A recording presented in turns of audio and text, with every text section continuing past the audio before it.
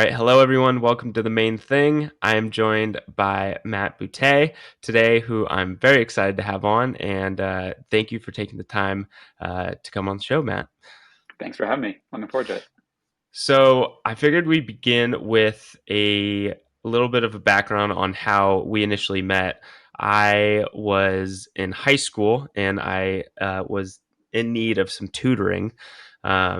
Specifically math tutoring, I think is what it started as, and then it developed into SAT tutoring.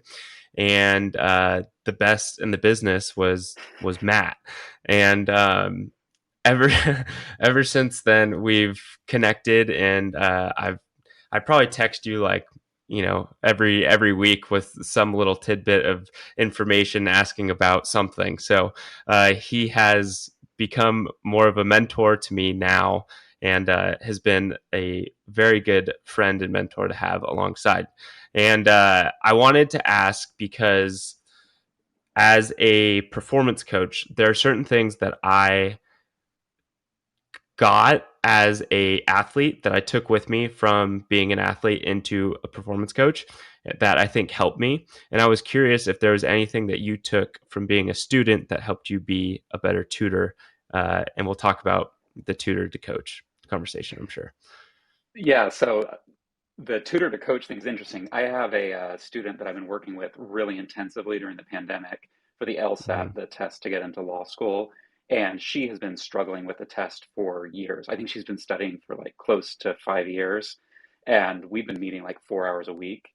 And so we've developed quite a bit of a rapport over the course of the pandemic. And we were just talking this week about like the differences or similarities between a tutor and a coach.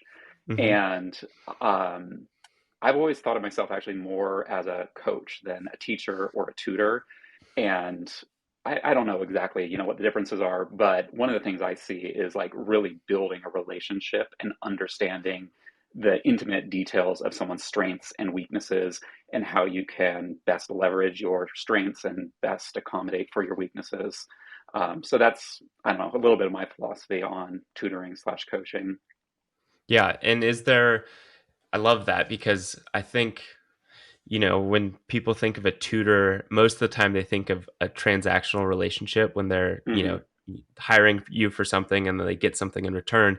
And I think maybe the difference is in all aspects is when you're a coach, you're really trying to transform that student, that athlete into, not only achieving their goal, but into something greater. Yeah, I mean, the coach is trying to get a win out of it too. When their athlete Right. succeeds, they succeed. Whereas a tutor or a teacher, you celebrate for your students, but it's not the same thing. It's not your win as well. Right. Yeah. Okay. So let's go back a little bit to before you were a tutor and your life as a student. Can you walk us through uh, where you went to undergrad and then where you went to graduate school and any additional school that you did after that? Yeah, so I went to Cal Poly for undergrad, and that's actually when I started both coaching and tutoring. And Mhm. they were kind of like intimately tied together for me. I started coaching high school water polo and swimming my freshman year at Cal Poly, and I was a math major, and so that quickly evolved into tutoring a lot of my athletes. So they were intimately tied together in those early years. And then went to Cal Poly for grad school as well in public policy, then went to Georgetown for law school. Okay, cool. And when you were at Cal Poly, that's where you initially started tutoring. What was the motivation for wanting? Was it a need for money, or was there any desire to do it professionally at the time? It was athletes who were struggling and like were at risk of becoming disqualified for academic ineligibility. And I figured I could help them with their math classes. And, the word kind of spread organically over time. And, quickly it wasn't just my athletes. And so it was just a way to make a little bit of money while in school. But it wasn't like a career or anything like that at that point. And after you graduated Cal Poly, and then um, when did you decide you wanted to go into law school? I kind of was thinking about it in undergrad, but I wanted to stay in San Luis a bit longer, but didn't want to stop school. So I kind of went to grad school at Cal Poly on a whim. And the degree was in public policy. So that got me thinking more seriously about law school. And that's when I decided to go to law school. In hindsight, I don't know that I thought it through as thoroughly or rigorously as I should have. But I Hmm. don't regret it. I'm not practicing law anymore, but I don't Hmm. regret law school. I loved law school. I think everyone should go to law school. But I don't think I had like the most rigorous plan or vision of what it meant to go to law school or be a lawyer. Right after you went to law school, were you practicing law? And if so, how long were you doing that for? Yeah, I came back to San Luis, and well, I had a couple, like internship, apprenticeship type things in law school, but when I graduated, came back to San Luis, practiced at a firm there for 2 years, and then went out on my own as a solo attorney. Did that for about a year, and that's when I decided that was enough. So before we get into that, because Yeah, there's a lot to unpack there, yes. what was the motivation, or what was the differences between practicing at a firm and practicing solo, and what were some of the uh, advantages and disadvantages of that? Yeah. So practicing at a firm, I got to do a lot of what I think was like intellectually stimulating stuff. I really enjoyed it. There was a lot of research, there was a lot of writing, and it was interesting. Like every litigation situation is a dispute that has its own new scenario, and you get to become like a little mini expert in that scenario and the law that applies to that scenario. I guess to give like one concrete example was my first year, I had like 3 cases involving forest fires. So got to learn about forest fires and the law that applies to forest fires, Mhm. something I'd never really even thought about before. So it's interesting, it's stimulating, it's great. Um, One thing that I never had to deal with at the firm was clients because I was just an associate, kind of low on the totem pole, never had to deal with clients. When I went out on my own, the big difference I realized was like 80% of your job is dealing with clients. And that was the big thing that I really did not enjoy being on my own was dealing with clients. Um, in the firm, one thing I didn't enjoy was just kind of the bureaucratic and all the paperwork, all that kind of stuff. The firm I worked at, they kind of marketed themselves as like a electronic paperless firm, but my very first day on the job got handed like a 3-inch file to go through, printed paper, obviously. And like I was like, oh, this is a paperless firm, but this is paper. This must be like really important documents. But it was like emails that had been printed out. Like that kind of stuff just drove me crazy. And so when you were practicing solo, did you have an office, or were you just doing this out of your house? What did that look like? Yeah, I was doing it out of my house and meeting clients, usually like on site, wherever kind of the issue was, meeting on site there. But, phone calls and stuff like that as well.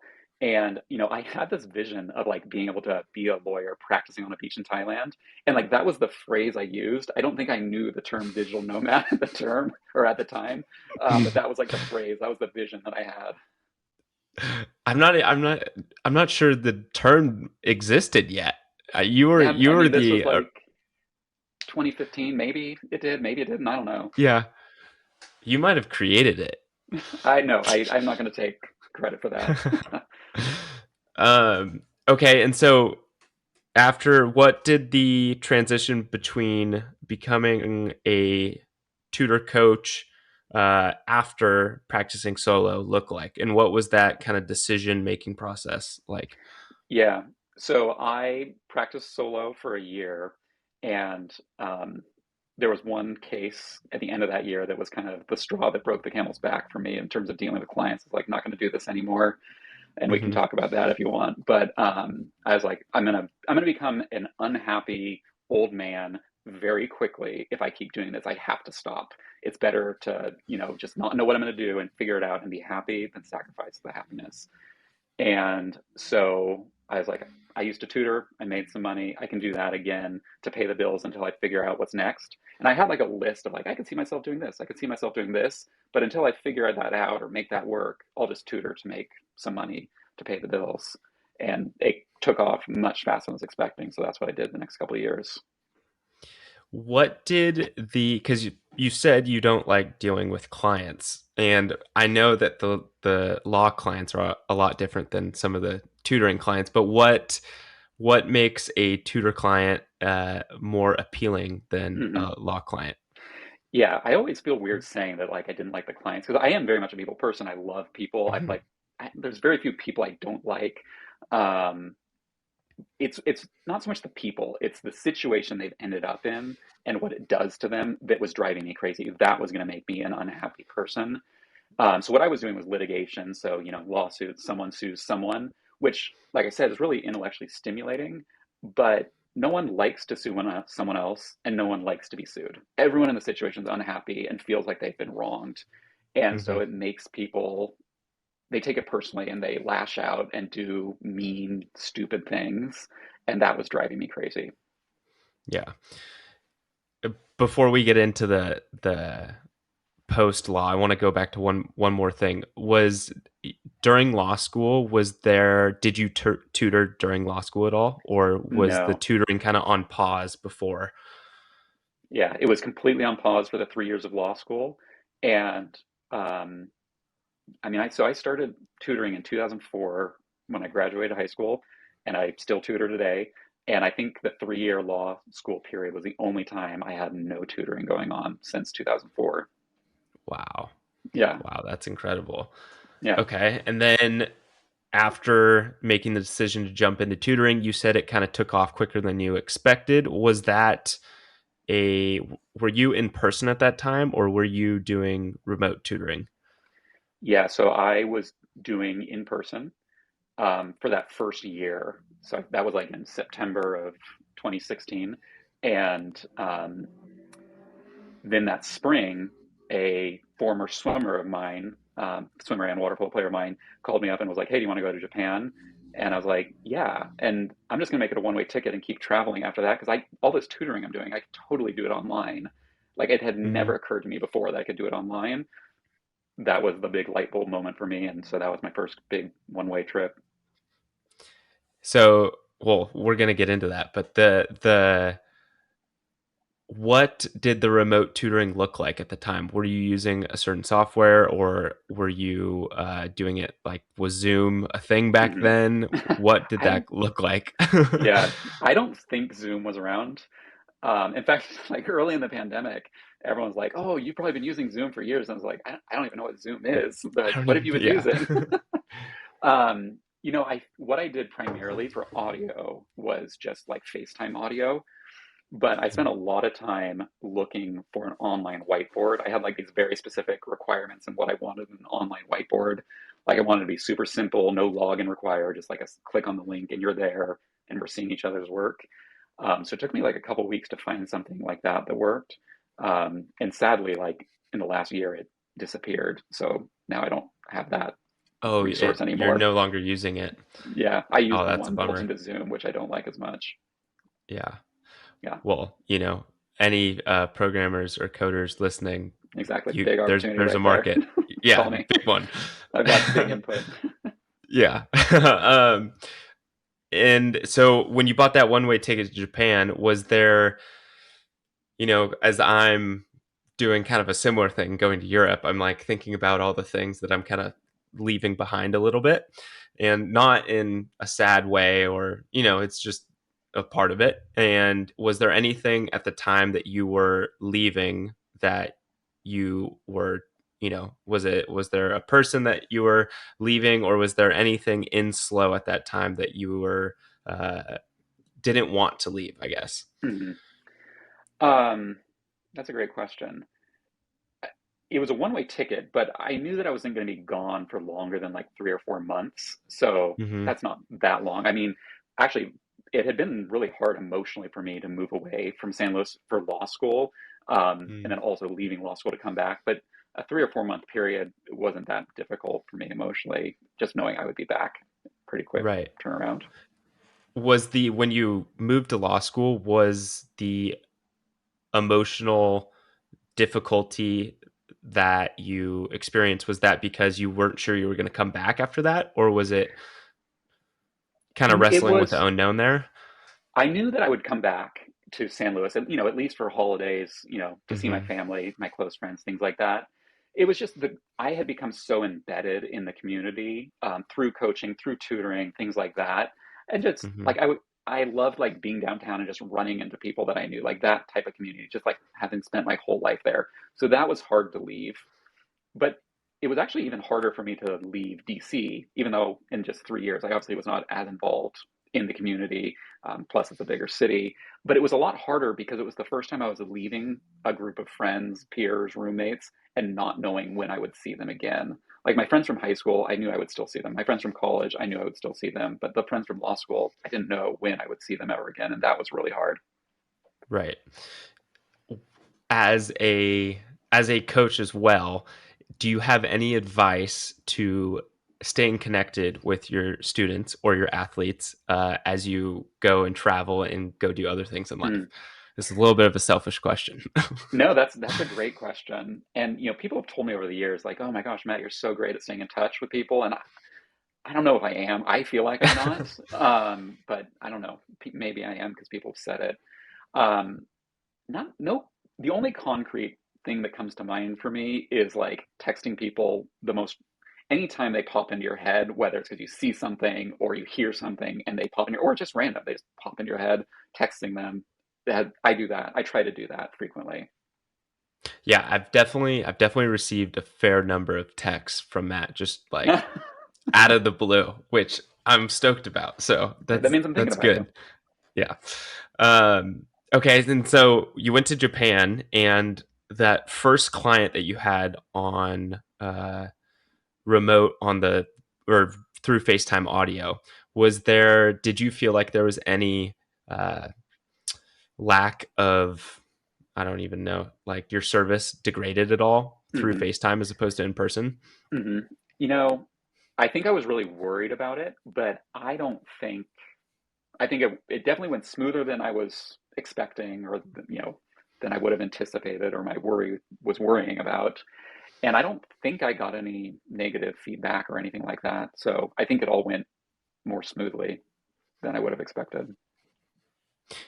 When you were traveling and doing all of that, was there any practices that you did consistently that you felt like helped you be consistent with tutoring on the road? Um, what do you mean by practices? Like, for example, obviously, Japan, you're in a different time zone. So were you tutoring at like, 2 p.m. or 2 a.m. at super random times? Yeah, I And mean, what was that like? I have tutored every hour of the night imaginable during tutoring. Europe is actually the worst in terms of time zone. I call it time zone arbitrage because you can set up your life so that you can work like U.S. hours at whatever time of the day you want based on where you are. And Southeast Asia, which is where I went after Japan, was actually pretty optimal because it worked out that I would like tutor kind of like not super late at night, like 10 or 11, which is totally manageable. And then I could also do like another batch, like waking up early, like 6, 7, 8 a.m., which I really liked. You basically had a whole day and you could get a decent night's sleep. Whereas in Europe, there were times like I would tutor from 10 p.m. to 5 a.m. 7 nights a week, which for me at least is not sustainable. No, I don't know if that's sustainable for anyone. Yeah, Wow, that's yeah, that's insane. And yeah. I love that idea of time arbitrage where you're like in different time zones and Hmm. you can set up your life and uh, in different zones around the world. Yeah. As I'm gonna go to Europe, I'm like thinking about whether or not I want to have weekly check-ins with clients that I'm gonna do remotely, and Hmm. I'm just like thinking about the kind of difficulty it's gonna come with that, and so I'm trying to weigh whether I should even do that in the first place. But for the very reason that it's like I don't know if I want to be up at midnight having been up all day and then, talk to someone. And I don't know if I'm going to be on my best, you know, level of professionalism there. So Hmm. that's something that I'm considering. But when you went to Japan, where did you land when you initially got there? And then where did you go once you landed? Landed in Tokyo without a reservation at a hotel or Love anything. it. Yeah, Love and it. that's the way I roll. After Japan, I flew from Japan to Vietnam, landed in Hanoi, not knowing anyone or anything or having any reservation. And had you been to Asia prior to that? No, prior to that trip, I had been to Mexico. I had been to El Salvador when I was, those were both like college, grad school, and I had been to the UK once. Okay. Yeah. And then what was the difference in travel like that? Because presumably you were with friends or family while you're doing that compared to Hmm. this first stint of kind of nomad travel. Yeah. So that first leg in Japan was with a friend, and Hmm. that was, I had done like some friend travel, but never like that stretching of an experience.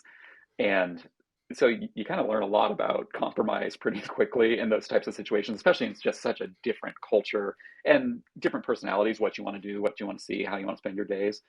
Um, Also, he was less comfortable kind of venturing out on his own than I Hmm. was. The Japan, like, or the Tokyo train system is amazing, but it is maybe the most complex system ever devised by mankind. It is unbelievably complicated.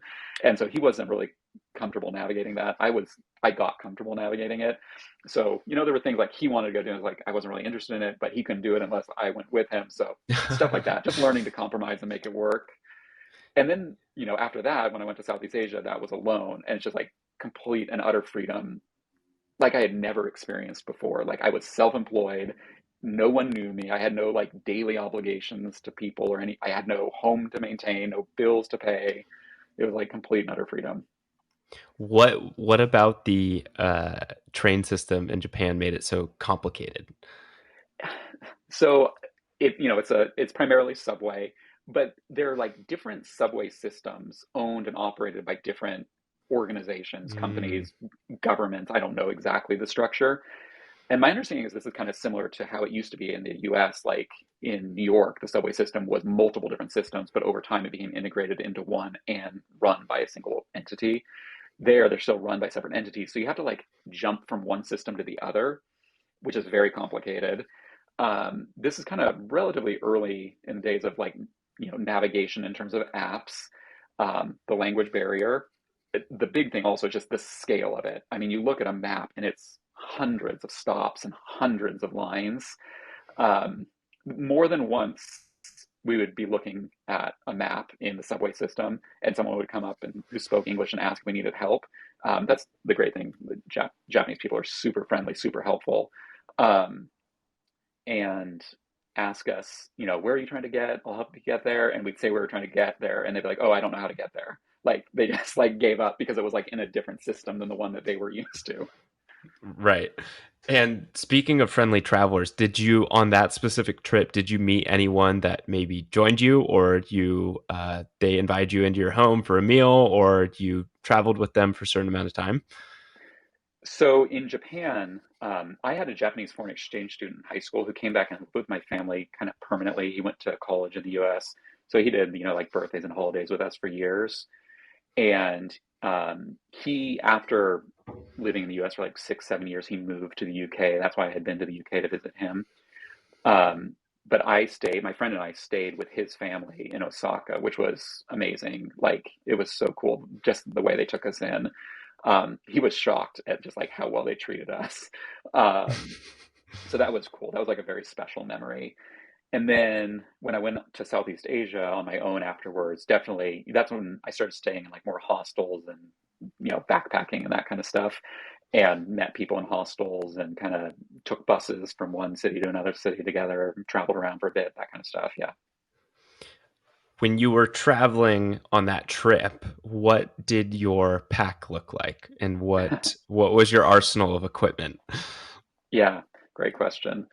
Um, so the I bought a like backpacking backpack, like one with a metal Right. frame, super tall, Hmm.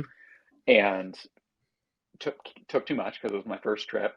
I had both my computer and my iPad for the tutoring. The whiteboard online. I used the iPad, and then the chargers and cables, and then just too much clothes and stuff like that. Now when I go, I primarily use actually the backpack that my friend took on that Japan trip, and it's just like a cube, and it's got kind of extendable zippers, so you can like pop it out to increase the volume. And I just like that it's like basically just a cube, and I use packing cubes in it. You can fit everything in it really well, really organized. the backpacking backpack, it's like a top stuff. So like if there was something at the bottom I wanted, I had to pull everything out, and that got really old really fast. So yeah, Right. don't go suitcase, go backpack, but go like cube so you can just organize and see it all right there. Right. Yeah, I actually just got my backpack that I'm going to take with me, and it's one of those ones where it's like almost opens like a suitcase, Yeah, and it has compartments and whatnot. yeah. Because I have a backpacking backpack too, and I took that to Europe right before COVID actually, Hmm. and I it was only like 8 days, and but that those 8 days were enough of a sample size to me to ensure that I don't take that Yeah, backpack for a you learned long your period of lesson. time. Yeah. So and then you go to Vietnam. Uh, is Vietnam, or are there any Asian countries that you like the most that you've traveled to? Um, when people, learn how much I've traveled in the last couple of years, they always ask what my favorite place is, which is Hmm. an impossible question. And I always ask, well, do you mean like favorite country or city or like place? And if they say country, Vietnam is easily in my top three. It's just an amazing, beautiful country, the nicest people, so much to do. It's amazing food, super inexpensive. I mean, you can live very comfortably for a couple dollars a day there, very comfortably. That's including lodging as well, staying at a Everything. hostel.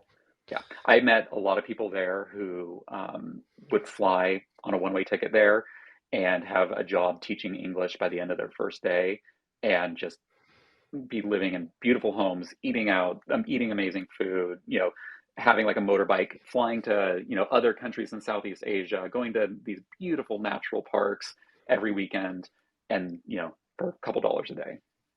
And these people, did they speak Vietnamese or are they just English No, speakers? no, I mean, there were not very many Americans, but a lot of Canadians, a lot of Europeans who, there's a very large demand for English teachers in Vietnam. I was getting recruited. They're like, "Oh my gosh, your accent, are you American?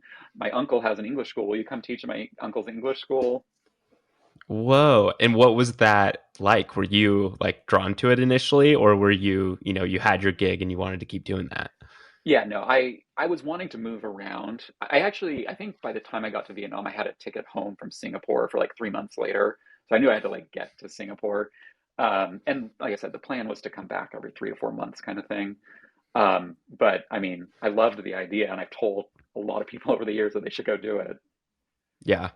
And so once you got back from that trip, what were some of the kind of take home realizations that you had? Was it like, I don't know how long I'm going to be able to stay in slow. I need to go book another flight, or kind of what did you learn from that process? Yeah, just how doable it was. Like the internet and all the tools available, you can totally do it. And that, flights are relatively inexpensive, and depending on how you want to structure your life there, you can do it very inexpensively, or you can go to places with very low cost of living. Like I can totally keep doing. I think I came back and said something like, I can do this forever, I realized. Yeah, that's amazing. And after that initial trip, what was the next trip that you went on? um Next major one, let's say, of yeah, well, so extended periods of time. yeah, after that I kind of started a cadence of like 3 months in St. Louis, 3 months abroad. And so I think of them in chunks, but I may get the order wrong. I think the next one was like Western Europe. Okay. So like UK, Ireland, Scotland, Spain, France, Belgium, Netherlands, Italy, Switzerland, Germany, Denmark, I think. And did you conduct the same protocol, buy the one way flight there, figure it out once you get there, where you're going and whatnot? Yeah. My Japanese foreign exchange student at that point was still living in London. So that was kind of my home. That trip was a little bit different in that I had a home base, and I'd like go out to a couple of countries, then come back and stay with him for a couple of days and go do it again. But I think yeah, I'm almost certain I went there on a one-way ticket with kind of the vague idea of going back in 3 months, back to St. That's Louis in three amazing. months. Yeah. I love that. How long are So you planning on going for? I am I have a one-way ticket, and then I have a wedding that I'm supposed to go to in July in Hmm. Spokane, Washington. So Hmm. I'm planning on being in the United States for that. But after that, I'm planning on doing a medical internship in Costa Rica, actually. So Hmm. I'm gonna have a brief stint in the United States and then fly to Costa Rica and live there for 12 weeks and Cool. hopefully improve my Spanish and work in a hospital, both in the Awesome. hospital setting and then also in a PT setting. But yeah, I literally have no plans whatsoever other than there's a buddy that I'm going to be traveling with after I land. It's his birthday like 4 days later or something. And so we're in the beginning stages of like, where do you want to go? Like, Hmm. and once you're over there, it's like you can go pretty much anywhere. Yeah. And actually, one question I do have about Europe specifically, I know you mentioned Japan's train systems is amazing. Is there, I've had a friend mention like getting a Eurorail pass for Hmm. Europe when you're there.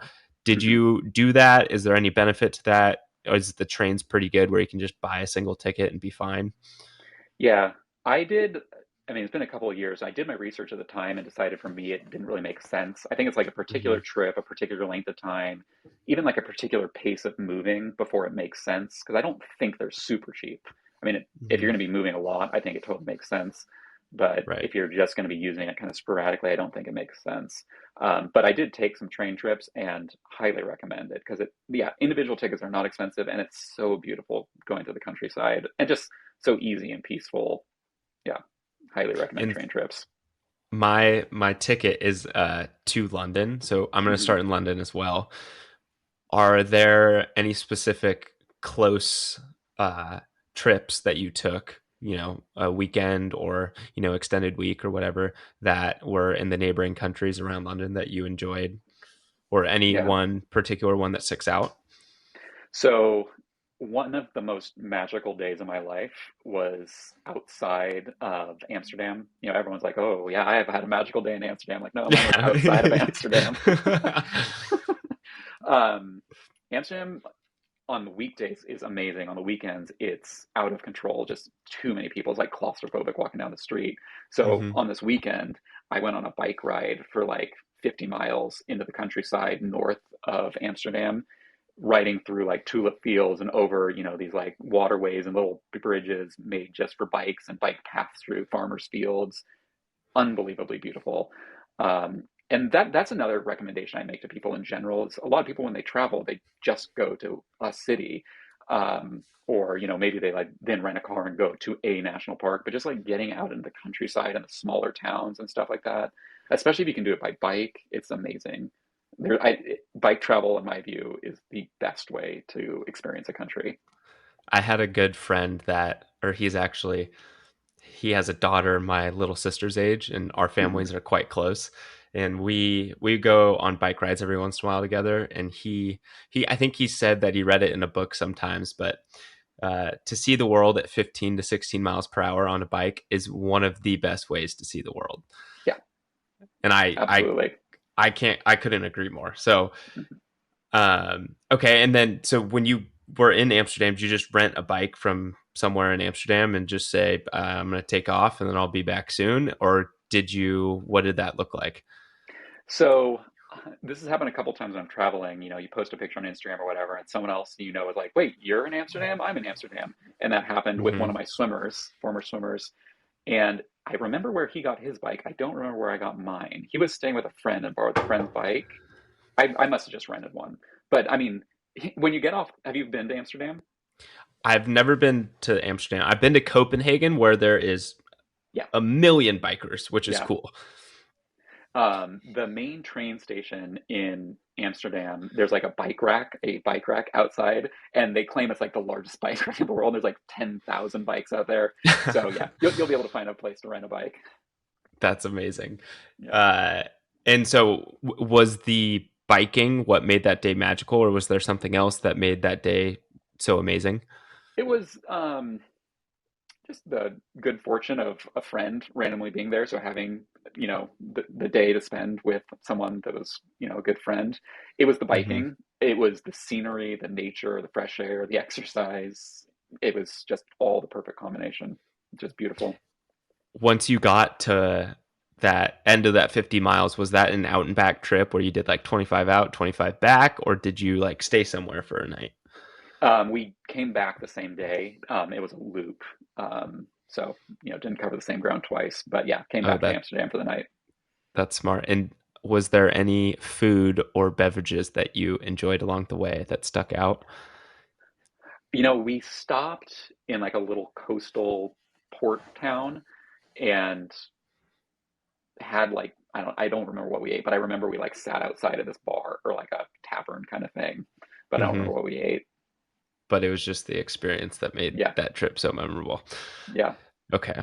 And so after Amsterdam and exploring Western Europe, did you go anywhere else besides Europe, Asia after that, like for an extended period of time? Yeah, so then the next trip was a Central America trip working on the Spanish. Actually, there were two separate, yeah, there were two separate like Latin American trips. By the way, I want to get to the point where I can forget which trip I went on. That is my goal. Okay. Well, you're well on your way. Yeah. But you said you went on a Central America trip next? Um, I'll say Latin America. The next Latin America. like big one, I went to Peru in part to work on my Spanish, and then from there, was in Peru for quite a while working on my Spanish. Did like a little bit of like a Spanish school. Um, did like the Inca Trail to Machu Picchu, and then from there went to um, Colum. No, wait a minute. I am mixing up these two trips. Yeah, The I'm gonna dots put are them together. connecting. Yeah. Yeah. Yeah. There One was trip. there One was trip. there was Ecuador, there was the Galapagos, and then Colombia. Got really sick in Colombia. Once I got better, sailed from Colombia to Panama, and then up through Central America, like Costa Rica, Guatemala, all that. What did the sickness look like in Colombia? Because I just got back from Puerto Vallarta and I also had a little bit of a sickness once I got back. I fortunately, when I said I went to Mexico in college, I would get sick almost every time. But since then, traveling abroad, I have not gotten the stomach sick like a single time, fortunately. Um, I don't know if I just built up my stomach strength after all those trips to Mexico or what. But I Hmm. have gotten I've never gotten like seriously sick in the US, but I've gotten pretty sick abroad a couple times. That time was a really bad skin infection on like my inner thigh, just above my knee. And it was like so swollen and inflamed, I couldn't even walk. Um, Whoa. so I was like in bed for 2 weeks in Colombia, And in you, Bogota. wow. And do you have Yeah. do you have a fever Yeah. were, Like, yeah, chills and aches. Yeah. The whole time. and what did that care look like? It was amazing. It was, Oh, really? Okay. yeah, this doctor, I went to his clinic. He drove me to a hospital in his personal car. I got an ultrasound. I got it read and all that. He gave me antibiotics and steroids. Came back for like a checkup. Came back to get there was then like fluid stuck there, and that was like what was causing pain. So he like lanced it to get the fluid out. All told, all of that, including the ride in his personal car, $75. You're joking. I'm not. Ultrasound I in the was hospital, everything. I was just about to ask, like, what? So, were you in the hospital for 2 weeks, or was you No, no, just no. experiencing? No, I Okay, was in an Airbnb. Yeah, okay. yeah. So, but he picked you up and then treated you, and for I all took just an $75. Yeah, I took an Uber to his clinic. And that's another thing of Okay. like that was another realization from that first trip in Asia. Just like a lot of the amenities that we have, with technology, they exist in some form in most other places of the world. And that's something else that can make some people more comfortable about traveling. So I took an Uber to his clinic, and then at the clinic, after kind of like a pre-screen, he's like, "We need to go get an ultrasound." So then he drove me in his personal car to the hospital. And once he did that procedure of like removing some of the fluid, did you experience immediate relief right then, or did it take a few days? So the antibiotics and steroids happened first, and so it Okay. took a couple days to start feeling better. And then the pain wasn't gone, so that's when he was like, "There's fluid. We need to go see if we can get the fluid out." And then that's when he lanced it, and then yeah, like walked out of there or skipped out of there after that. That's amazing. Any other illnesses or, ailments that come to mind when you're traveling abroad, or is that the main one? The other big one was in Europe. I got basically like a really, really bad case of pink eye in only one eye, which is really unusual, to the point that I lost my vision in that eye. And so I went to an ophthalmologist in France, don't speak any French, got my first round of prescriptions in France, then went back to the UK and got seen by NHS. Um, NHS was totally free, even as a visitor non-citizen, and the visit to the ophthalmologist and the prescriptions in France came to like $60. Wow. Yeah. That's incredible.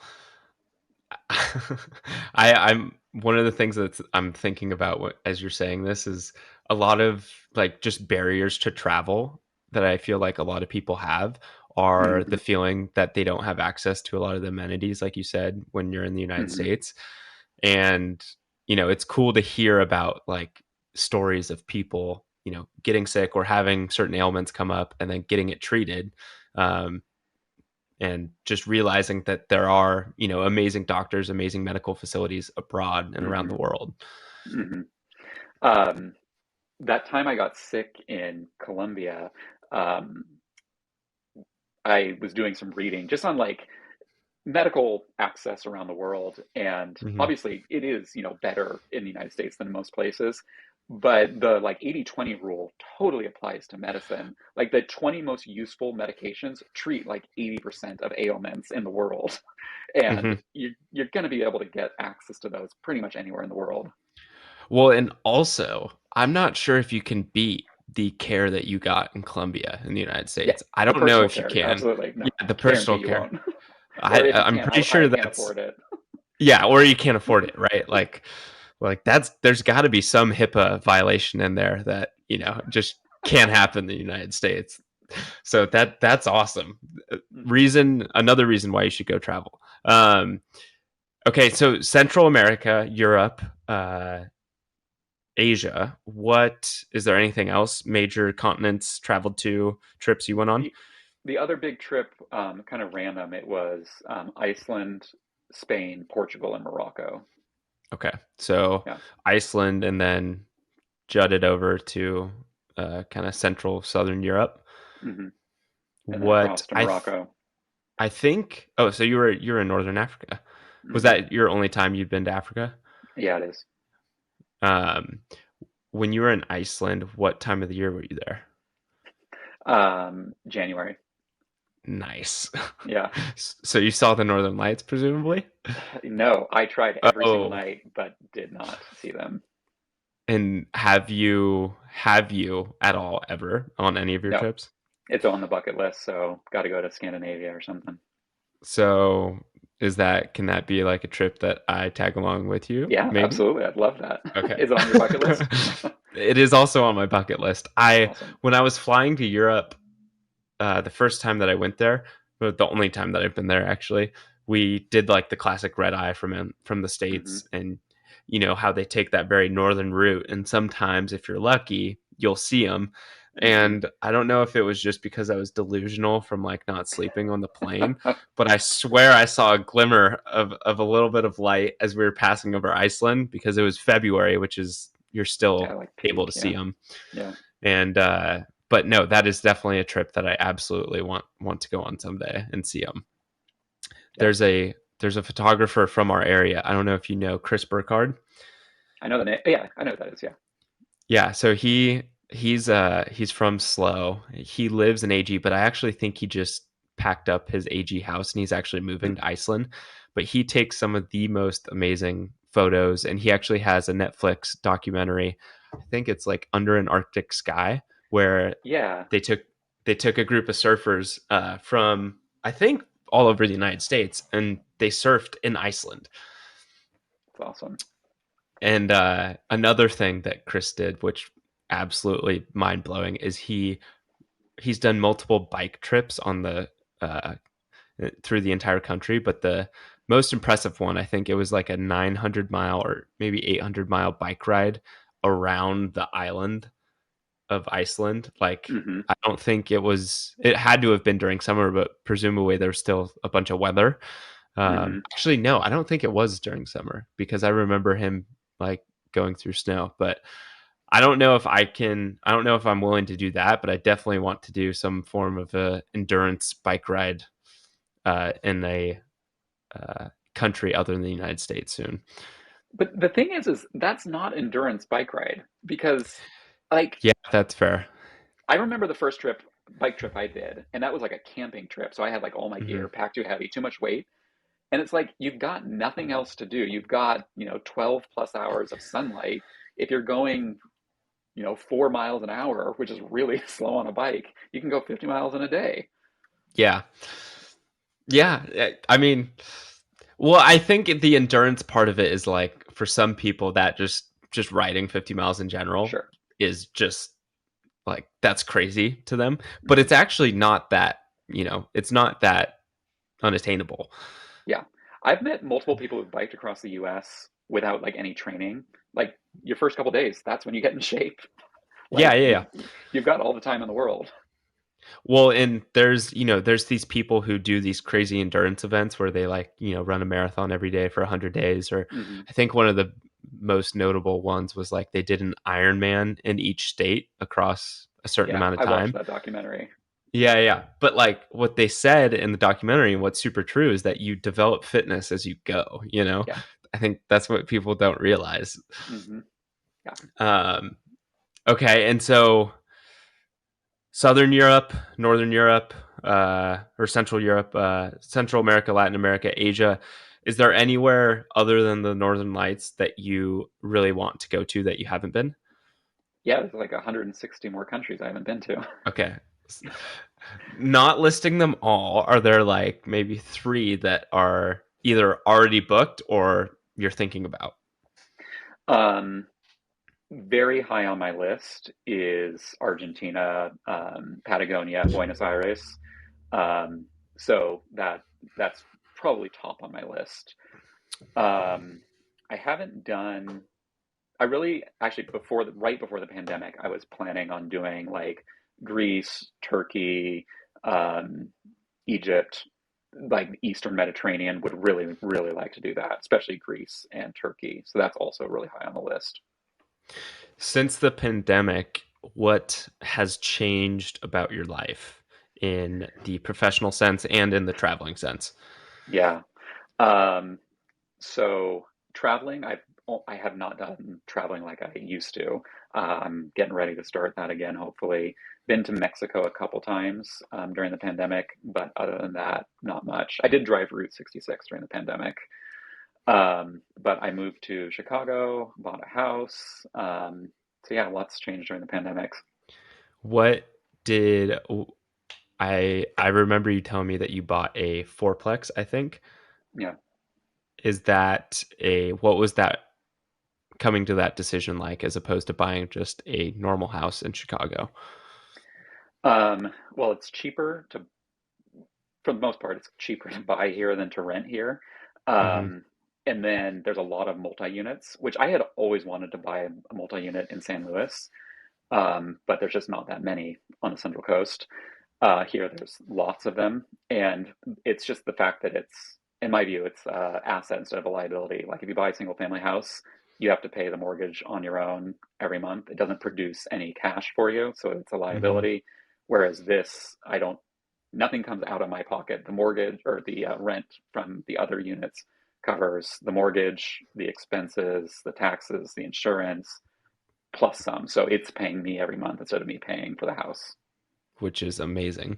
Yeah, it really is. And I know you said it was cheaper to buy in Chicago than it was to rent.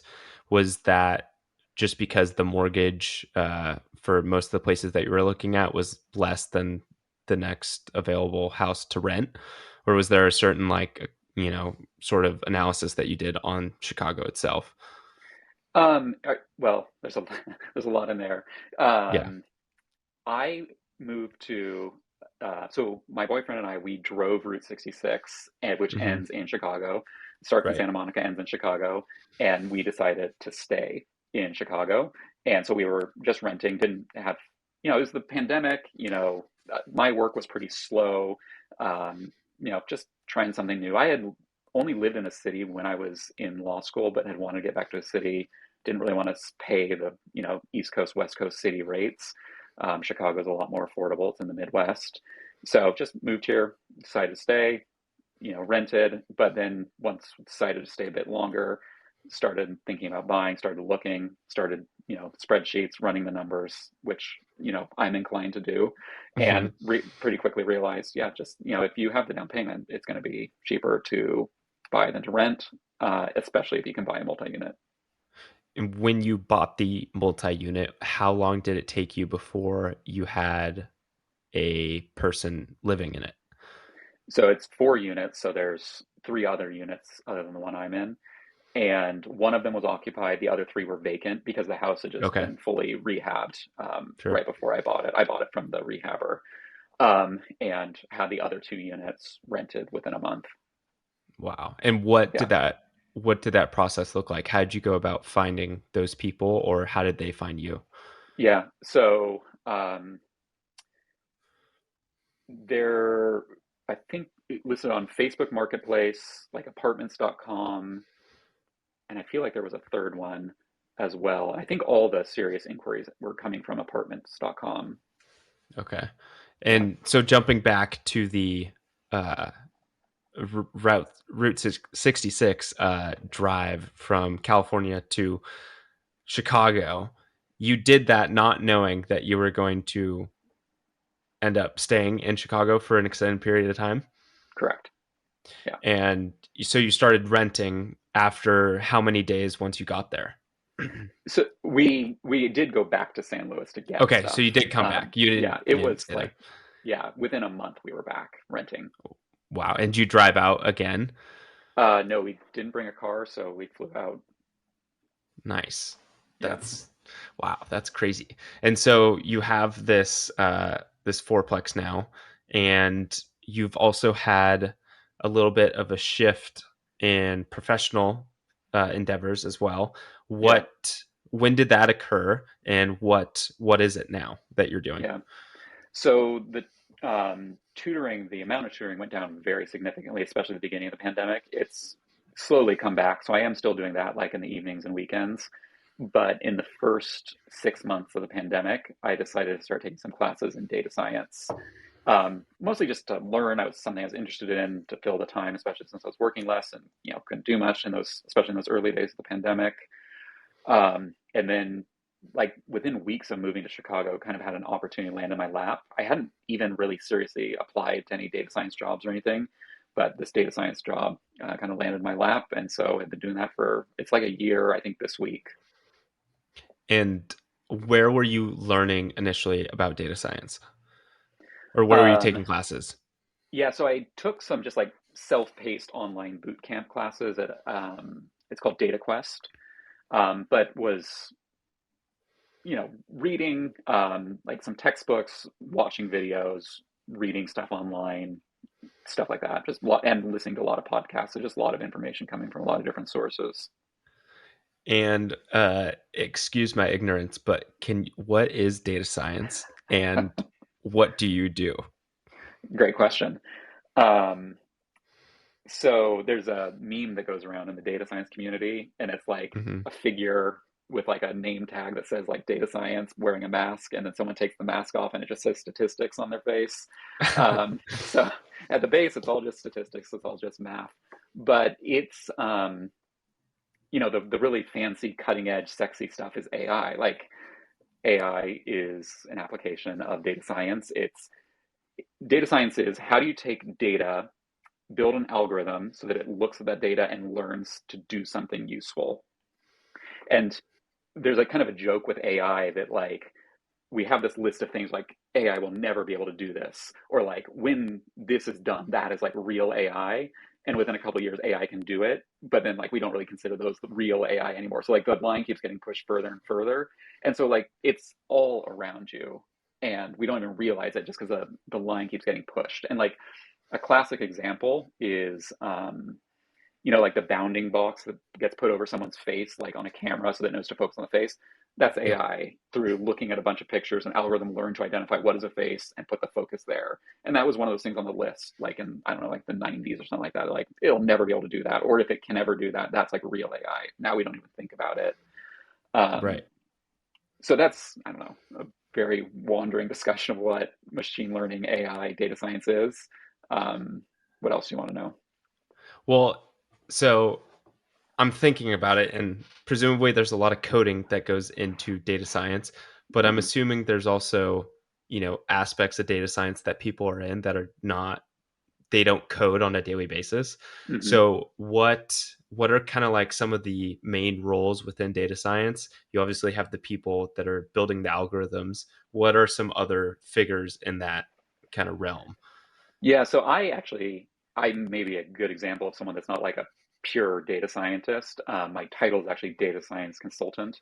And the company that I work at, well, let me back up. Anytime anyone applies for like a credit card or a car loan or a mortgage or increasingly like insurance, or maybe even like applying to a school, or maybe even applying to a job, oftentimes there is AI involved in determining whether or not you get approved or, your rate, your interest rate on a loan, things like that. It's not a person deciding, it's a machine, it's an algorithm deciding. Hmm.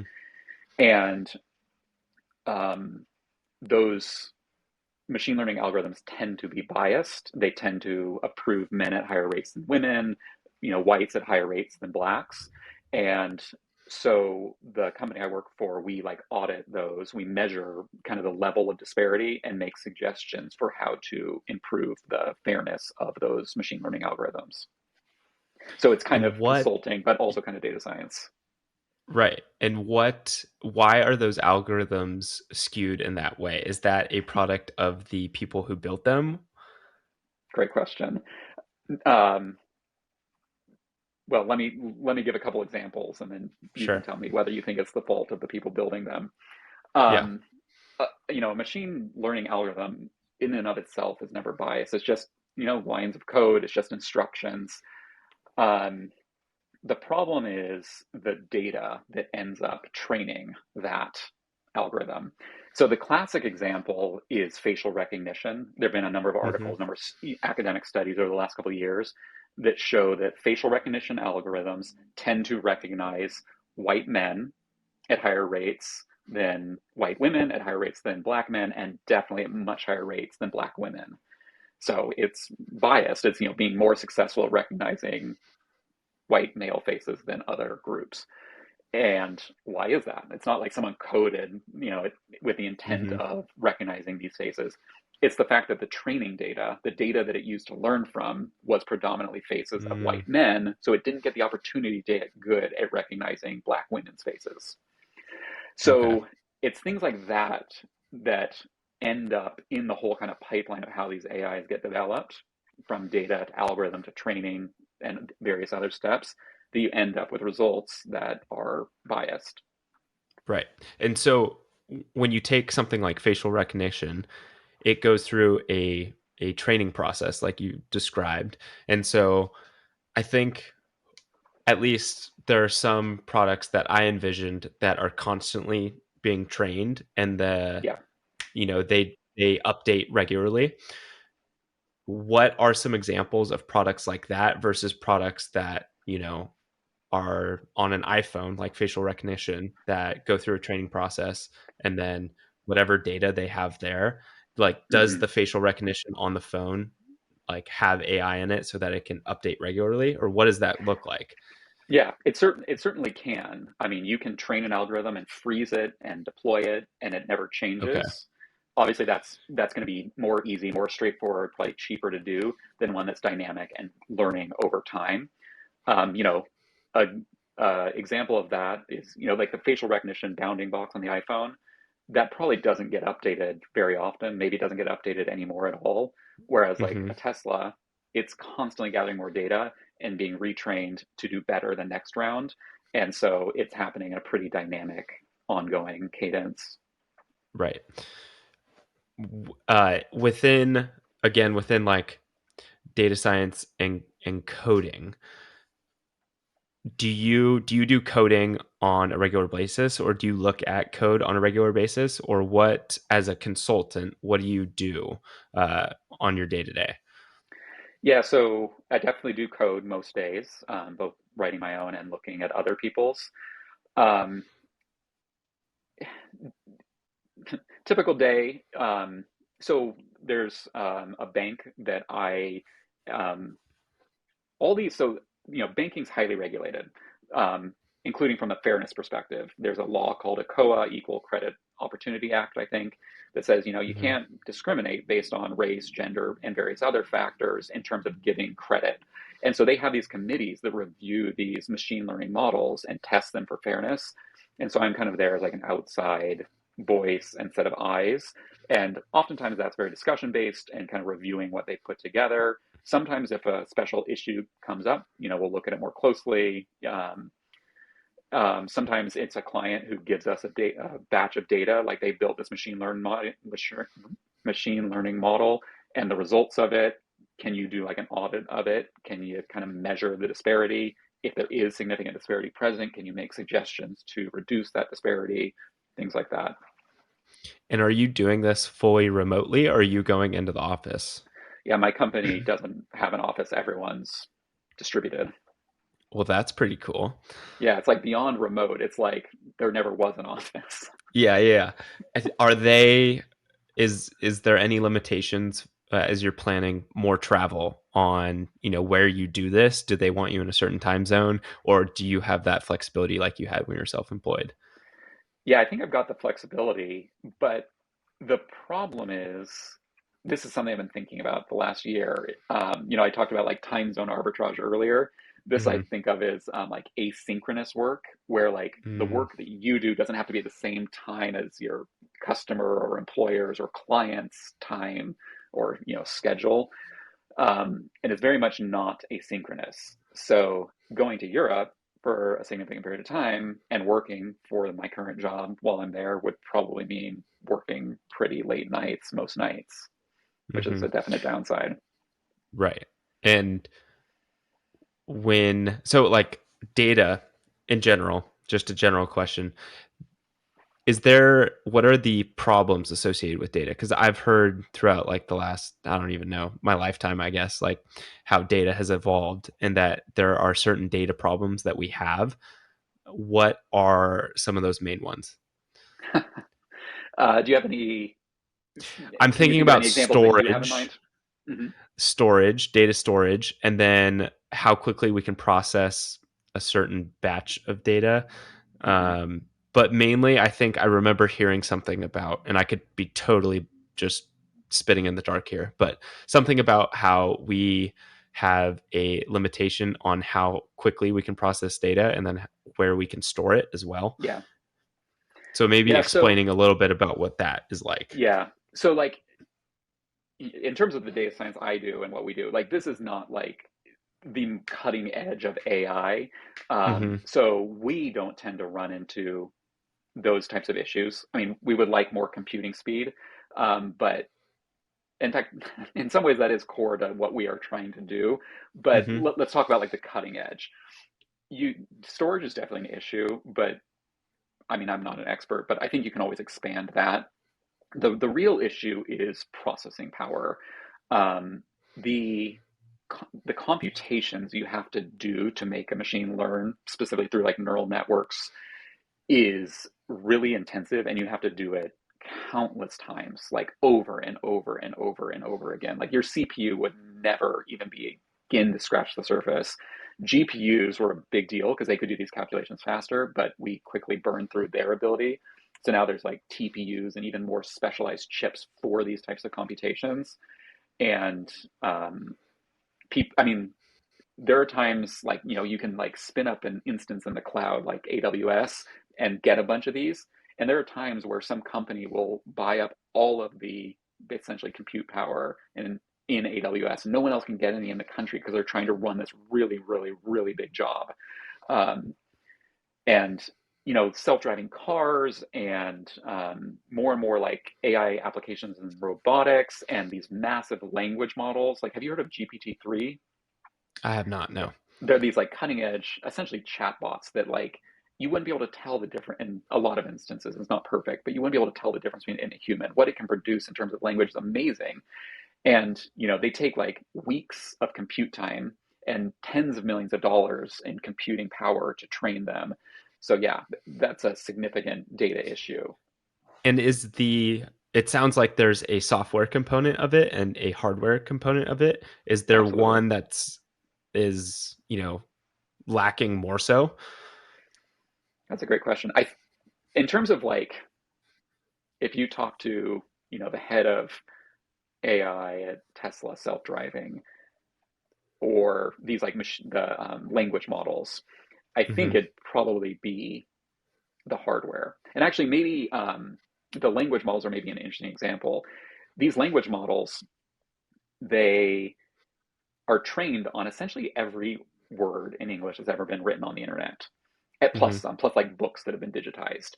So like in terms of getting more data, like it's kind of tapped out. Like, and they've been using basically all of the internet for a couple of years. So like it's not like we can like quadruple the amount of, or increase by an order of magnitude the amount of English words that this thing's going to be trained on.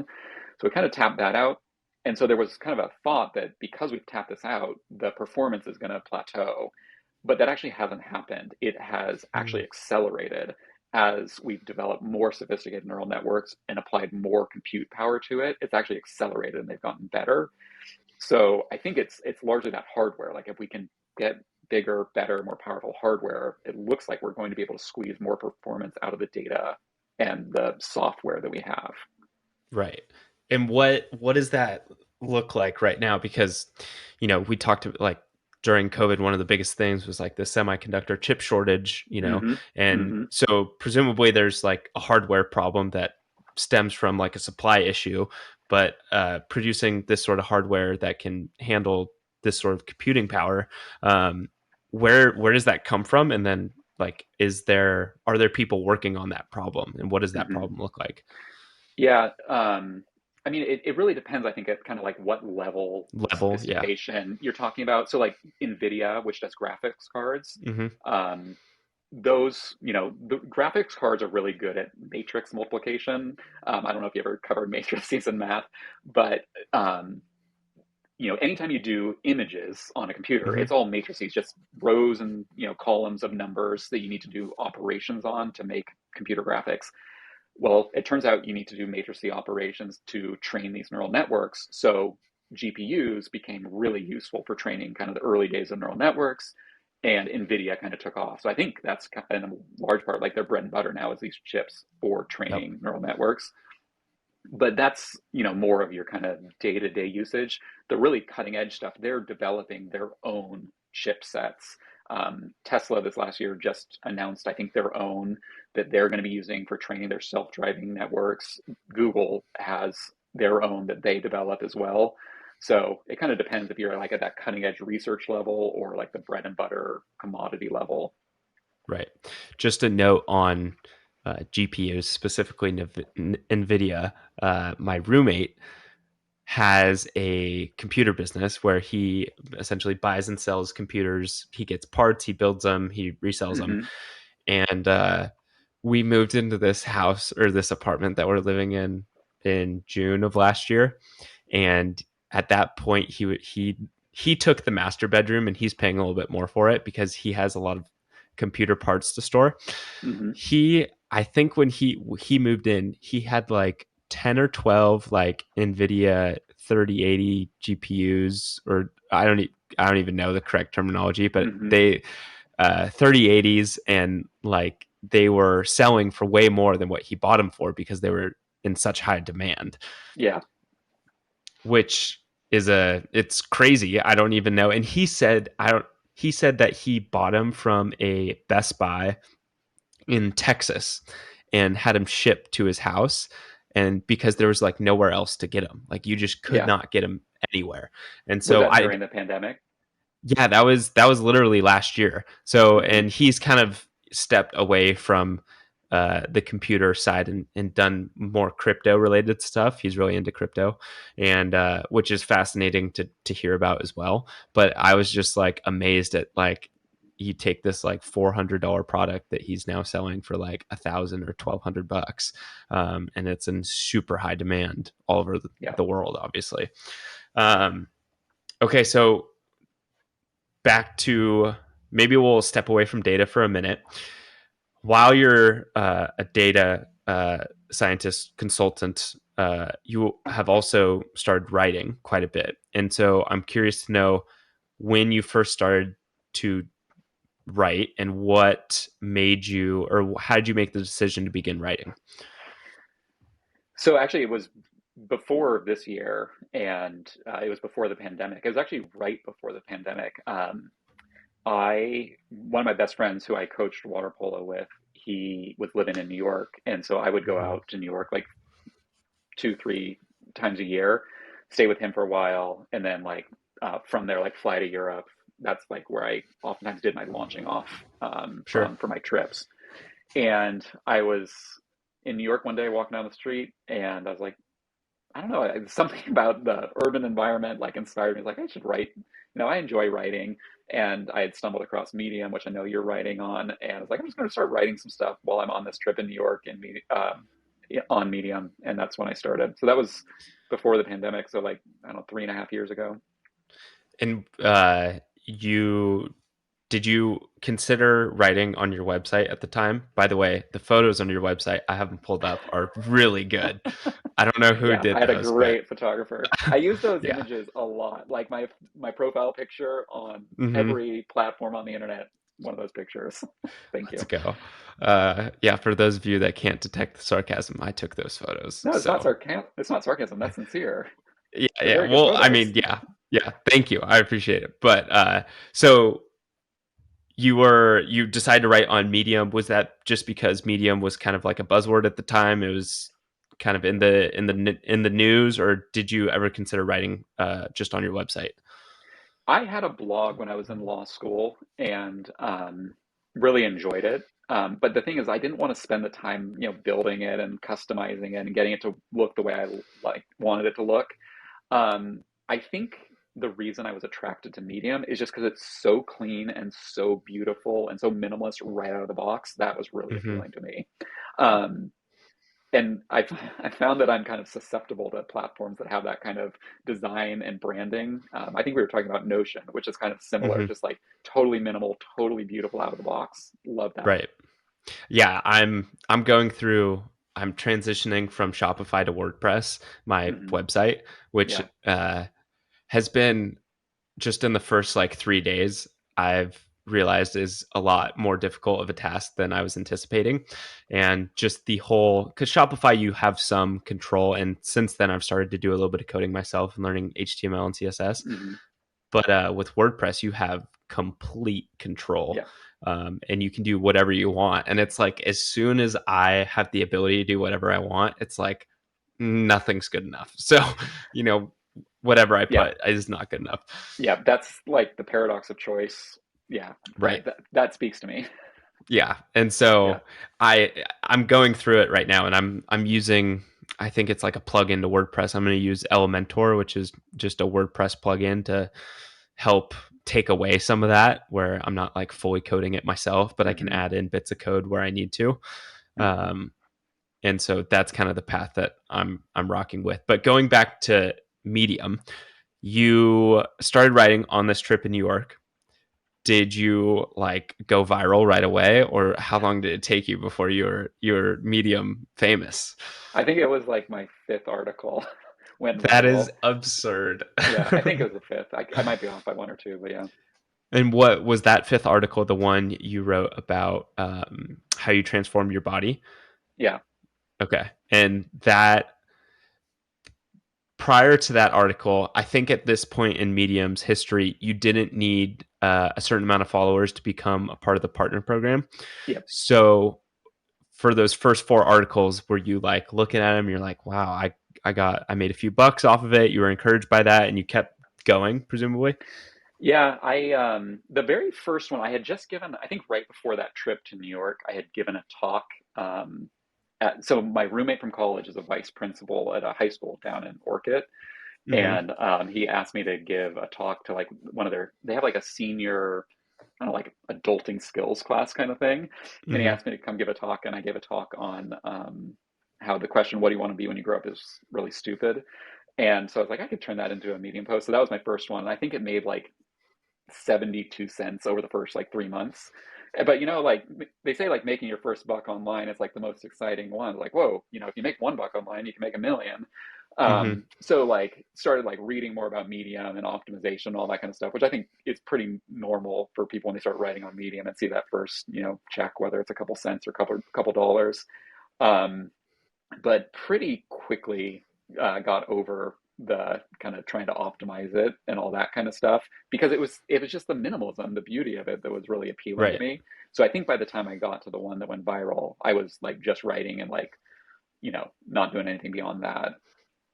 And you submit that article. Did that article go into a publication or was that self-published? It was, so I think I didn't even fully understand like publications at that point, because the first couple articles I got in publications, I had already published them, and then the publisher reached out to me and asked Hmm.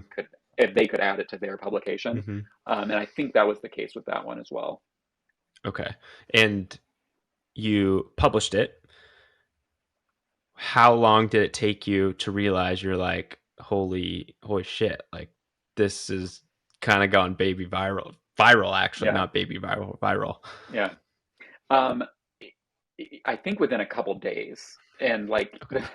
the thing with like going viral versus going viral on Medium, and maybe there's other platforms out there like this, is like when you go viral on Medium, it has like actual dollar value that's very clear and reported every day.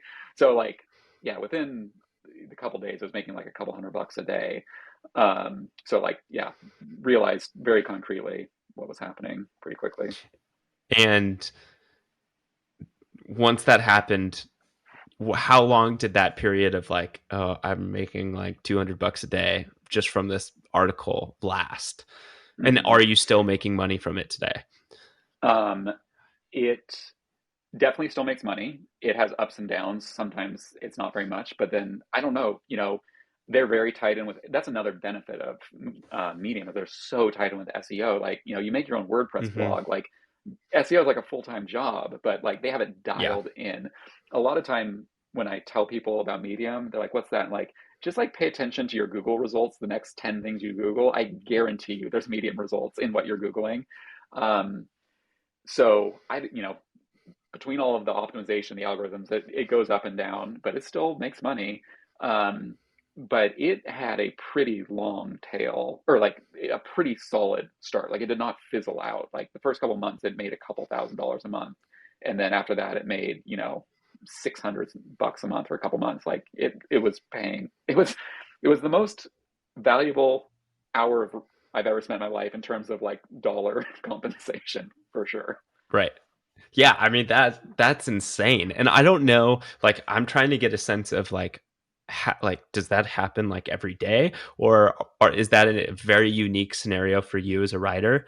Mm-hmm. But I think for the most part like that, successful writers on Medium, especially if they continue to write and publish, kind of have that sort of ripple effect where they like post something and then someone down the road like comes and looks at it and you get paid Mm-hmm. based on that. Yeah. Yeah, they used to I don't know if they still do. They used to publish like how much the top earner earned in a month and how much the top article earned in a month, and Mm, it's always like a pretty significant amount of money. So it right. obviously doesn't happen to every article to everyone, but it happens every month. Yeah, I would be very interested to look at that like data now. One of the so as we're talking about Medium, to give a little background on myself as a Medium writer, I started writing on Medium, and before you can earn money, you need obviously to be a part of the partner program now, which means that you need a certain number of followers. And I wrote a piece called "Want to Live to 100." Listen to the people who have, which was Hmm. essentially about you know so often in like medical and fitness and health culture and on social media and we just get so tied into like tools protocols and whatnot and the latest innovation of medical tech and health tech, but sometimes, actually not sometimes, pretty much all the time, the key to living long and living well is to just adopt these simple habits and to maybe look to your elders and see what they do, and Hmm. see how you can take what they do and apply it to your life. And it crushed it. Like, I still get people who clap for it like almost every day. Just That's you awesome. know, but the double-edged sword of the story is like I'm not earning anything on that article because I wasn't a part of the partner Oh, program. and does that So qualify once you become a member? I don't believe so. Oh, Maybe that's a I bummer. should confirm and look back at that, but I don't think it does. I think it Hmm. has to be at the time that you published it. You have to be Okay. enrolled in the partner Yeah. program. But yeah, I think it has like a little under 3,000 like claps, and like people comment on it still, and it's really short too, which is something that I learned from. And I think, oh, I don't know, because the article that you wrote was a little bit longer. Yeah. Um, but there's kind of a balance when writing on Medium that I would love to get your opinion on, because you want to write something short and punchy where you tie the reader in, obviously, but then based on Medium's algorithm, you want them to spend as much time on the article as you can, right? Yeah. So what for you? What are some insights that you have on that topic when you write on Medium? I, I don't know that I have insights. Well, I don't know. Here are my thoughts. Yeah. First, I think the best thing I wrote on Medium, it was long. It was like a 15 or 17-minute read. It was actually Mm-hmm. about my first bike trip. And it may be like one of the best things I've ever written in my life. And it has like no reads, no views, nothing, which is like really sad. But like I still like it brings me pleasure, like looking back at it and even remembering writing it and like then like remembering the trip through the lens of writing about it, like no regrets writing about it. Um, but yeah, I think I don't know. Like when I did my little deep dive that didn't last that long into optimizing, I remember seeing charts of like performance on like 5-minute reads, 3-minute reads, 7-minute Mm-hmm. reads. I don't know. I don't know if there's any rhyme or reason. And it's like, people optimizing for the Google search engine. You don't know if that's going to be true the next month. Like they might tweak something and that's Right. not going to be the case anymore. So I don't know. My advice to people is write high quality, write a lot of different things on a lot of different topics that you're interested in and enjoy, and let the chips fall where they do. Yeah. Well, that's fantastic advice. One thing that I'm working on right now that I would love your feedback on is so like I'm trying to think of something, or I was attempting to think of something that while I'm on the road, I can document kind of my travels and what I'm doing, but also like my professional interests, my writing interests of, health, performance, and whatnot. And I wanted it to be kind of all in one place. And I decided that it was best done through an email newsletter. Hmm. And so I'm calling it On the Run. And Love it. it's essentially I'm using ConvertKit for the platform because, again, the simplicity, and I don't have to think Hmm. about it too much. Yep. Yep. And I was wondering, like, what advice do you have on when you're creating your first email newsletter and how to conduct an email newsletter in the best way? Hmm. That's a great question.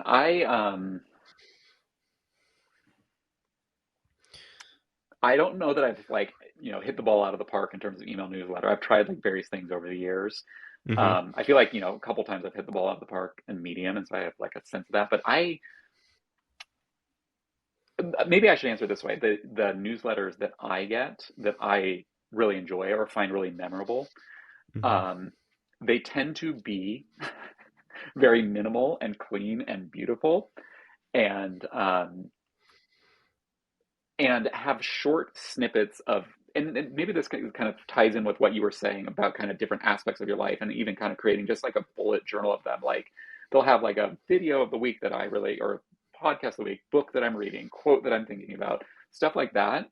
Um, I don't know that. I don't know why, but that's really appealing to me. Yeah, that's sort of like exactly what I was going for. Essentially, like my latest Medium article and Hmm. latest podcast episode with Matt. Hmm. Where I'm writing from. So Yeah. I'm writing to you from in hopefully like somewhere in Amsterdam on a bike at a, wherever. And then maybe like a tweet that I'm looking at because I've been getting really involved in Twitter and like Hmm. I don't know if you've seen Elon's like takeover on Twitter, but he's causing mass hysteria on Twitter, which is pretty funny Yeah. to witness. But You know, I um, ordered a Tesla like 2 months ago, and I'm pretty sure the reason I haven't gotten it yet is because he's been focused elsewhere. that's pretty funny. What kind of Tesla did you get? Model 3 long range. Nice. What was the motivation for that? Was it just So this is the least Matt Boutte thing I've ever done in my life. yeah, right? Yeah, because we knowing you, I would be like, why is he buying a car? we went to the Chicago car show spontaneously. I've never been to a car show in my life. I'm not like a car Hmm. person, Hmm. and got like a test drive in the Hyundai EV6, which is an all Hmm. electric, and it blew my mind. And so like we came out of the car show and ordered a Tesla. Like did not go in with that. Did not wake up that morning planning on going to the car show, let alone buying a Tesla. That's amazing. I love Yeah. that. I'm in no position to buy a Tesla at the moment, but down the road, I definitely would like to own a Tesla. Um, and so, transitioning back to the email, is there Yeah. uh, of the newsletters that you've done? How many have you done? Like, have you done one or how many? Yeah, so I during the pandemic I did one for a while, and really um it was essentially like my medium long form, very similar kind of in Right, structure style content. And I think I would really like to do this, and you're inspiring me. And I think for a couple reasons, doing something more similar to what I was describing earlier and what you're envisioning, I think it's more right. sustainable for me, more easier to engage with people. People are actually going to read it. Hmm. Um, and then I guess that is the only like yeah, True that's the only newsletter. newsletter that I've done. So Um, you go for it. really quick, you were saying like where, picture like where I'm writing from. You Yeah. should turn it around. A couple newsletters that I subscribe to, they have a picture every week, Hmm. and they have like a contest to see if people can guess where the picture was taken, like from their Ooh, travels. So you should do that's a that. great idea. Yeah. Or maybe yeah, just whether it's like a image of a mountain or something, or like a picture of a piece of food or a Hmm. coffee. Yeah, that's a great idea. I will Yeah. definitely do that. I'm gonna write that down. Good. What is I know you spoke a little bit about like wanting to do an newsletter in the future. What would that look like in terms of content? Would that be about law, data, math, tutoring, coaching? Like, what are you thinking? That's the problem. I have too many Yeah, interests. right, right. um, so yeah, I think I don't know. I need to get a good idea on exactly what the vision is, and I don't know. What's your sense? Should it be more focused, or should it be broad smorgasbord of liberal arts degree of Well, everything and anything? that's exactly the like dilemma that I'm wrestling with, and the problem that I'm wrestling with is I'm interested in so many things that I don't want to limit myself Yeah. as a writer or as just like a person producing content. Hmm. Like I don't want to be limited by genre, but I also want to be like, you know, I want to have credibility in that genre. So I think it's really hard to like do both. Yeah. But I think the best way, or actually, I have absolutely no idea. Let me rephrase. One market test that I'm doing is okay, I have little bits of content in kind of different areas. I'm going to put them all together in like a very UI friendly email where it's like you're almost getting a landing page in your Hmm. email news box, and it looks Hmm. really good on mobile and it looks really good on your laptop. And then I want to see, okay, if I import all of my email subscribers that I have from Medium into that, stop sending them articles via Medium and do it via ConvertKit, and you know market my newsletter, what kind of traction I get, and like what kind of click through rate I get to different Sure. things. Yeah. And so that's the market test that I'm going to conduct. I have no idea whether or not it's going to be successful or not, but um, like you said, like I was wrestling with this. Do I only write about longevity, Hmm. or do I write about a bunch of different things? And I don't know which one's better, but I think I'm going to just, test different things and then hopefully find an answer. Yeah, I think that's probably the best recipe for like making sure you enjoy it, making sure it's sustainable, and increasing your likelihood of success, whatever success means, is like try what you enjoy, make it look good, and experiment. And, if something works really well, then you'll know that, and then you can focus on that. As about like going into it like a whole business plan or, something Right. like that. Like, who knows? That's probably not going to be fun for Yeah. very long, and who knows if it's going to work. Yeah, and that whole kind of model of like that test or like testing Hmm. a hypothesis is really like that's I take that philosophy into like healthcare and like Hmm. fitness and performance when I work with a lot of athletes and clients. It's just, listen, I don't know what's best for you because I don't know you quite too well enough yet, but we Hmm. can test a bunch of different things, and then we're going to get a really good idea of what's best for your health and how we can achieve your desirable health outcomes or performance outcomes. Because so often one of the things I strongly dislike about medicine and the way it's practiced in the United States is that we have these like clinical ranges, and clinical or broad suggestions for what people should be doing. Hmm. But if you take the average American and then you compare them to like you or me, it's like we may be similar in like one or two instances, but for the vast majority, it's like we're so different. Hmm. And you can't take a treatment or an intervention and just apply it like from the general person to you. Like there has Hmm. to be some nuance there in how you go about that and maybe the intervention itself. So I'm all for like preventative medicine, and I think what preventative medicine really is like testing a hypothesis on individual health, continuously refining it until you reach a goal or a desirable level of health. So I really love that model of just thinking in general. Good. Love it. Yeah. Okay, so we've done like an hour and a half. That's pretty good. I feel Time like flew I'm by. just getting I'm just getting warmed Just warmed up up. too. Like, yeah. Maybe uh before we go any further, is there anything that you are looking forward to in the next, let's say, year, 5 years, 10 years, that you are like working towards or have an idea of? Maybe we can explore that a little bit. Wow, that's a great question. That's something I've been wrestling with a bit recently. So maybe we Hmm. can just do like We'll hash a it little out. teaser, and then no, I don't. I mean, this might take hours to hash out. We should maybe do a Okay. Okay. teaser, and Yeah, then we'll do a sometime teaser. down the Yeah. road we can hash it all out. Yeah. So um, the week between when I finished my law school exams and when I graduated and walked, I stumbled across the like financial independence community online. Have you come across this at all? Yes. Yeah. Yeah. And it radically changed, my outlook on personal finance and what's possible. And in some ways, I think that's kind of what enabled me to start traveling. And I'm really glad that I discovered it right before kind of starting my first real job.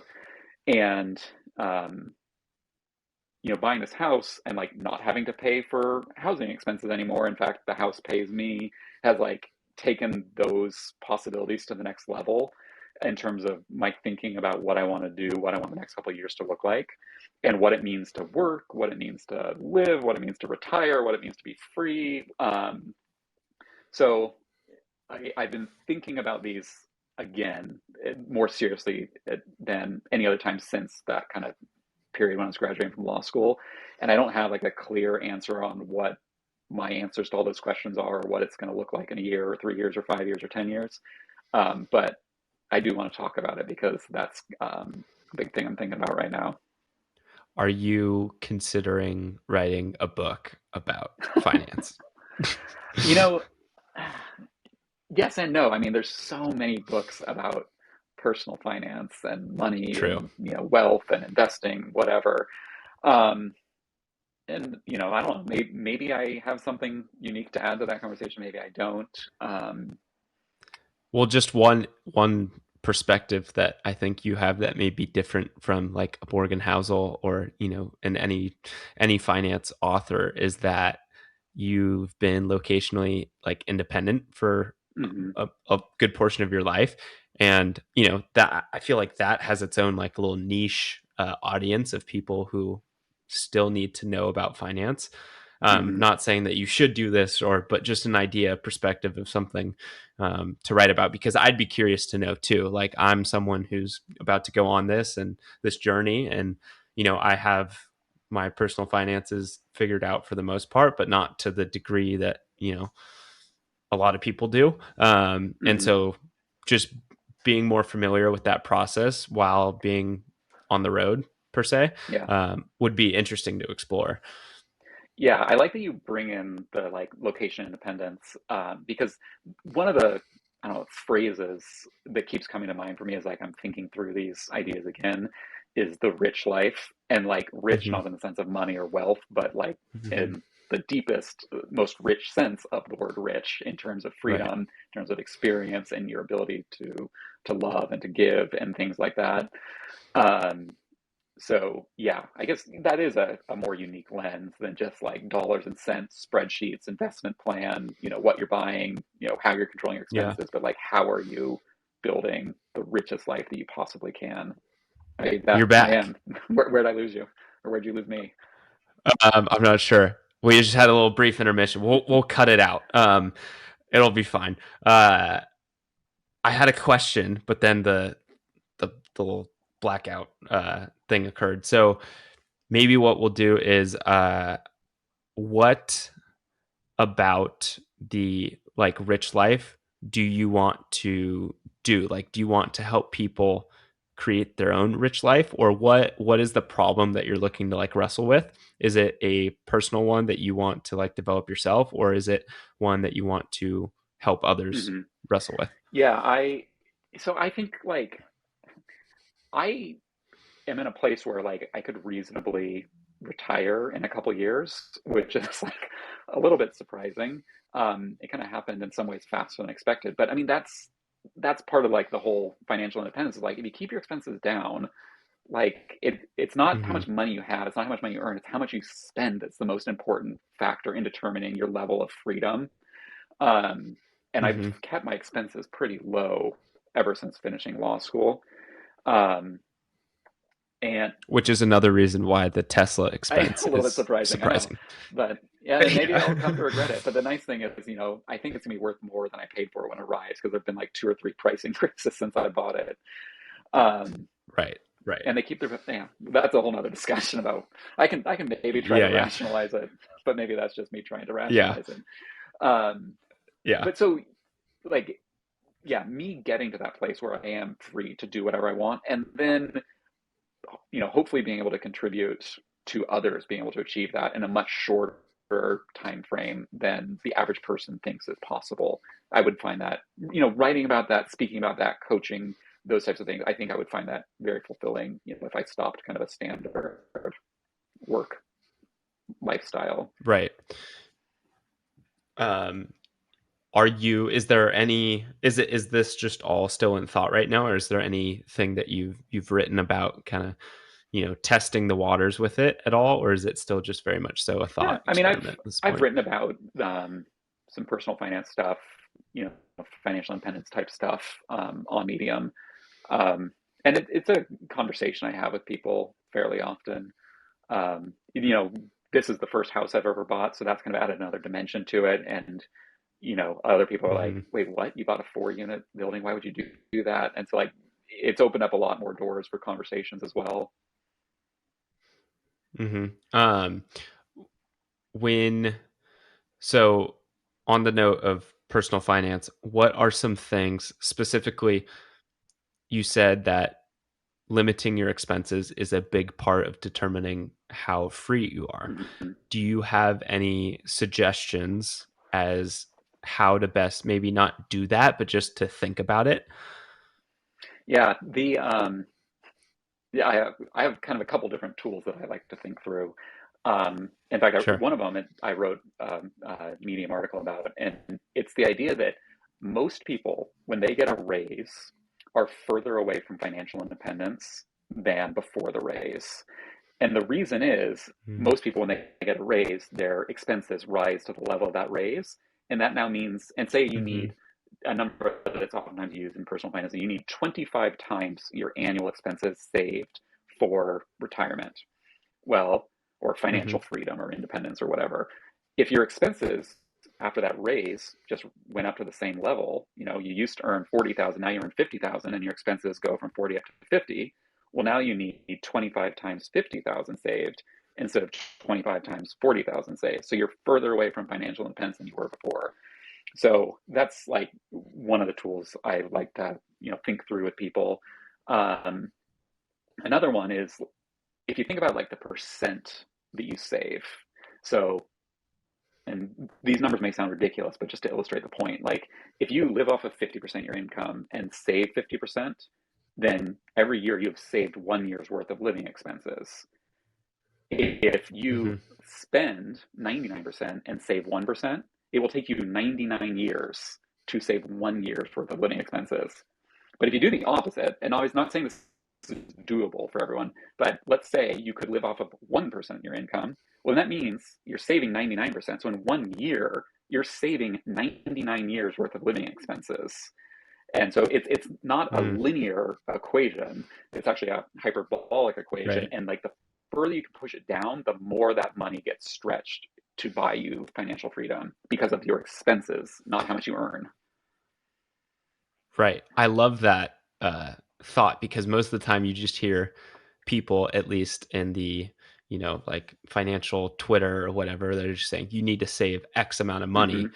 but that, or X, you need to save X percent. Mm-hmm. But like that really puts it into perspective of, applying like a tangible thing to Yeah. it. Right. So it's like, if you save 50% of your income, in 1 year, you'll be able to, theoretically live Yeah. off For a whatever year. that, or you'll have Mm-hmm. saved 1 year.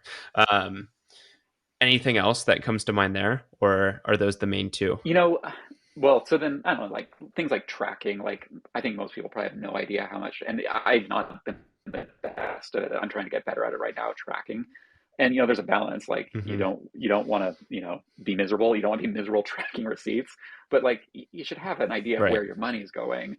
You can't. That's the first step to Mm-hmm. kind of getting control of the situation. And my whole thing is like, if you want to spend 100% of your income, that's fine, but like be intentional about it. Like choose to do that based on your Mm. circumstances and the data. Choose to do it. Don't just slide into it because that's easy or convenient. That's Right. that's not living intentionally. Right. Yeah. I love that. Um, okay. We've gotten, I think, to a good closing point here. We've covered our bases in a lot of different areas, and we spent more time in travel than I thought we would, which I'm All so for grateful spending more time for. in travel. Um, yes, absolutely. So thank you for taking the time to do this. Is there um, somewhere that you would like to point people towards if they come across this video or this podcast? Yeah, you can send them to my Medium account. It's a good place to connect. I mean, Okay, yeah, Medium. it's got my contact information, my Instagram, stuff like that as well. And are you still taking clients for tutoring at this I point? am, yeah.